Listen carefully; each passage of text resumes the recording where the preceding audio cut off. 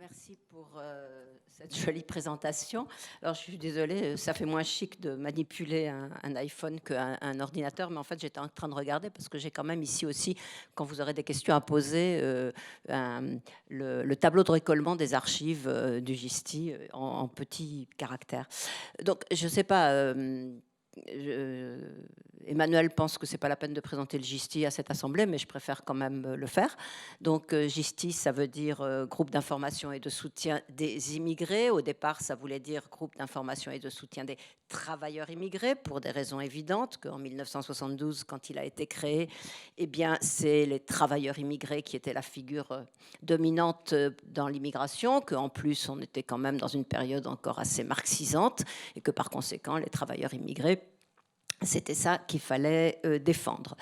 Donc, cette association a pour caractéristique que créée quand même dans la mouvance post-68arde, elle a décidé de s'intéresser à la défense des étrangers sur le terrain du droit, ce qui, à l'époque, n'était pas évident, puisque là aussi, après tout, dans une bonne doctrine marxiste, le droit n'est jamais que l'instrument de la classe dominante pour mieux opprimer la classe dominée et par conséquent les prolétaires. Bon, le GISTI a décidé de faire un pas de côté par rapport à cette tendance, disons, un peu grossière, et il a décidé de défendre effectivement les étrangers sur le terrain du droit, mais sans jamais oublier que ça ne suffit pas, et qu'après tout, le droit est politique, et on ne peut pas se contenter de demander la bonne application du droit existant, qu'il faut aussi demander éventuellement son changement et par conséquent aller sur le terrain politique. Et ça, c'est quelque chose qui nous est resté. Donc, je ne vais pas vous dire comment le GISTI a évolué. Il a beaucoup évolué et nous allons d'ailleurs, nous nous dirigeons vers notre 50e anniversaire que nous avons l'intention de célébrer si les circonstances finalement s'y prêtent, parce que nos grands projets, ils ont été un tout petit peu impactés quand même par tout ça. Donc, les archives du GISTI, ce qui nous a poussé, d'abord, disons que nous avons au sein du bureau du GISTI Noura Kadour, qui était archiviste de l'éducation nationale dans sa vie professionnelle et qui donc joue un rôle tout à fait déterminant dans la conservation, disons, et le classement des archives. C'est elle d'ailleurs qui a élaboré un tableau de récollement, hein. On dit récollement, c'est ça, ou récollement, voilà.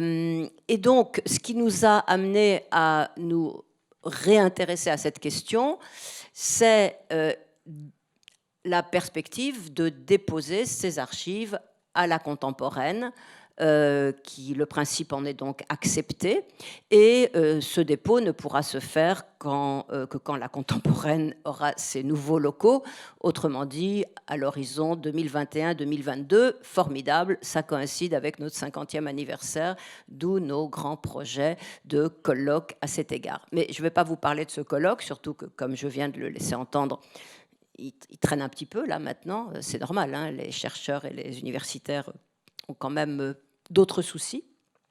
Mais je vais vous parler donc des archives. Alors ces archives, elles sont de plusieurs sortes, disons en gros deux grandes catégories. Il y a les archives que nous appelons historiques. Nous en avons distingué à l'intérieur les archives dites numériques, mais ça c'est juste parce qu'il s'agit d'un support différent. Disons que les archives historiques, c'est celles qui vont jusqu'au milieu, je dirais, des années 90, hein, puisque depuis, outre les archives papier qui ont été numérisées, eh bien, les archives actuelles, elles sont en général numériques de façon native. La question, évidemment, a quand même une incidence, puisque quand nous déposerons les archives papier à la contemporaine, elles ne seront plus chez nous, Ville-la-Marsaise, dans le 11e arrondissement. En revanche, les archives numériques, on peut les donner autant qu'on veut, on les aura toujours, c'est assez pratique. Alors, qu'est-ce qu'il y a d'abord dans les archives papier, sachant que la deuxième grande catégorie d'archives, ce sont les archives de la permanence juridique, puisque je vous le rappelle, le GISTI a décidé de défendre les étrangers sur le terrain du droit, et la première chose qu'il a faite, c'est d'ouvrir une permanence juridique pour les étrangers. Dans les archives dites historiques, disons les archives papier, Il y a à la fois des documents comment dirais-je, qui se rapportent à la vie interne du GISTI, et notamment on y trouve tous les comptes rendus des premières réunions qui sont tout à fait passionnantes, hein, qui nous replongent dans les années 1971, 1973, 1975. Liora Israël les a beaucoup utilisées, ces archives, pour essayer de reconstituer les débuts du GISTI. Et elles sont effectivement, moi je m'y suis replongée récemment, donc ça apprend à la fois des choses sur la vie de l'association, sur les rapports déjà à l'époque avec les autres associations, avec les collectifs d'immigrés, etc. Et ça nous apprend aussi des choses, bien entendu, sur la vie de l'association elle-même. À côté de cela, il y a aussi beaucoup de documents qui concernent les grands combats menés par le GISTI, soit seul, mais plus souvent avec d'autres. Un des tout premiers combats, c'était sur les droits des résidents des foyers, mais également la régularisation des sans-papiers. Ça, disons que c'est un combat qui a commencé en 1973 et qui est toujours d'actualité.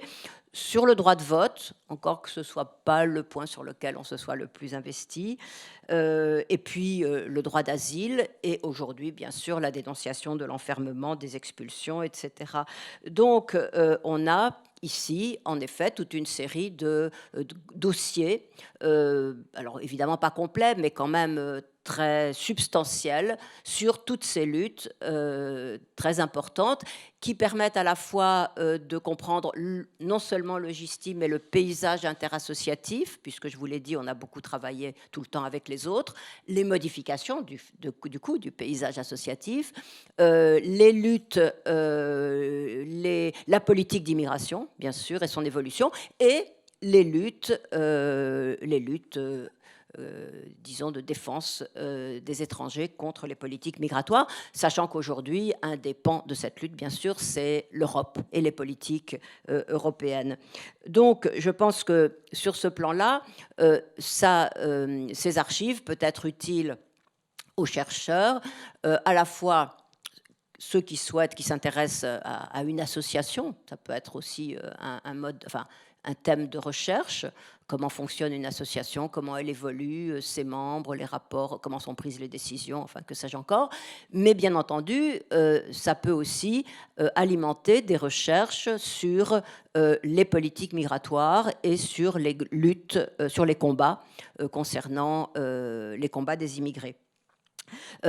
Nous avons par ailleurs alors un autre type. Oui, je peux préciser que dans ces archives historiques, enfin papier, il y a aussi les recours qu'a fait le GISTI, alors en son nom. Hein, donc il y a le GISTI spécialisé dans le contentieux, notamment devant le Conseil d'État, donc tous les dossiers y sont, et également, bien sûr, toutes les publications qu'on a faites.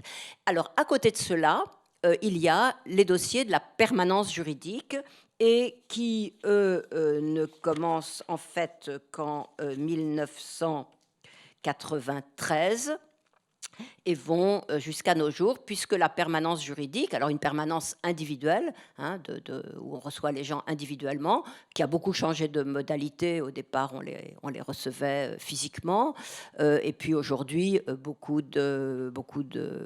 enfin, il n'y a plus de permanence locale au GISTI, beaucoup d'associations le font, donc on estime qu'on n'a plus besoin, mais une permanence par soit téléphonique, soit par courrier. Et donc ces dossiers sont conservés depuis 1993. Alors, on leur dit pourquoi il n'y a pas avant 93, Emmanuel. Bon, c'était avant l'arrivée de Noura Kadour, qui n'aurait jamais permis ça. Et donc, à un moment donné, on n'avait plus de place. Donc, on a jeté tous les dossiers d'avant 1993. Bon, ne le racontez pas. Voilà. Donc, tous ces dossiers se trouvent, enfin, toutes ces archives se trouvent au siège du GISTI, 3 Villas-Marcès, avant d'émigrer vers Nanterre. Et, sauf les dossiers de la permanence juridique qui, avant 2005, sont conservés dans une pièce en plus, comme on dit, c'est-à-dire, je ne sais plus où, quelque part, où il faut donc les en ressortir. Alors, j'ai un tout petit dernier mot pour voir qu'est-ce qui a déjà été fait avec ces fonds d'archives. J'ai cité déjà les travaux de Liora Israël.